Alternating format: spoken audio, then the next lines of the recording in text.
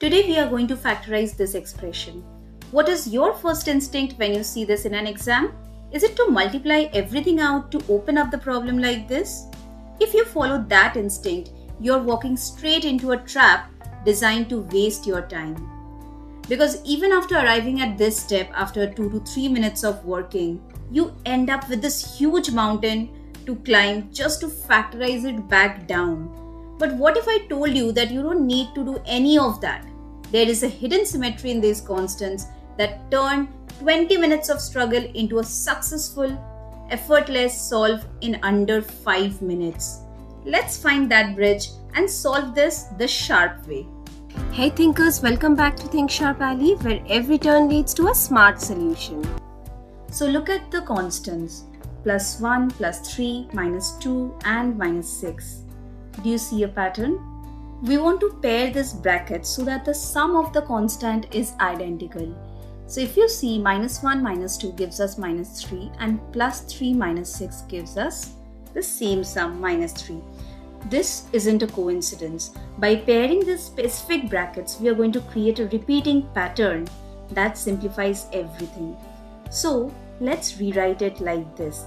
X minus 1 and x minus 2 together and x plus 3 into x minus 6 together plus 96 remains as it is. Now when we expand the first pair, it gives us x squared plus 3x plus 2, and the second pair when expanded gives us x squared plus 3x minus 18 plus 96. Do you see that? X squared plus 3x is repeating. This is our hidden bridge. We can now swap this whole expression for a single letter to make it easier. Let us take y equal to x squared plus 3x. Now look how clean this becomes. When we expand this, we get y squared minus 16y minus 36 plus 96 remains as it is, which simplifies to plus 60. Now we just factorize this simple quadratic. We need two numbers that multiplies to 60 and add to minus 16. That's clearly minus 6 and minus 10. So 16 is split into 10 plus 6, and when we multiply y inside, we are getting minus 10y minus 6y. So from the first group we get y common, so we are left with y minus 10. From the second group we have minus 6 common, we are left with y minus 10. So y minus 10 comes common and we are left with y minus 6. Now the final step is to put our x back in. So we replace y with x squared plus 3x, and this is what we get.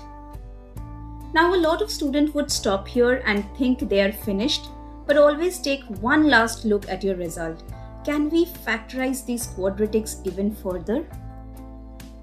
So if we look at the first bracket, x squared plus 3x minus 10, so we split 3 as 5 minus 2 and we multiply x to get this. Then we group and take common. From the first group we have x common, and from the second group we have minus 2 common. Now x plus 5 comes common and x minus 2 is what is left. Now let's have a look at the second part of the expression. Can we factorize this one too? To find out, we use a quick health check for quadratics, which is called discriminant, which is equal to b square minus 4ac. Now here our a is 1, b is 3 and c is minus 6. So let's plug in our numbers, and our calculation gives 3 square minus 4 into 1 into minus 6. That's 9 plus 24, which is equal to 33. Now to factorize a quadratic into nice clean brackets with integers, the discriminant must be a perfect square like 25, 49, 64. Now since 33 is not a perfect square, we know we can't factorize this further without using the quadratic formula and getting those messy square roots. So for clean factorization, we leave it exactly like this. So our answer over here is x plus 5 into x minus 2 into x squared plus 3x minus 6. So the next time you see a long line of brackets, don't just follow your first instinct to multiply. Look for the symmetry first. It turns a 10-minute problem into a 3-minute win. Let us know in the comments if this shortcut clicked for you.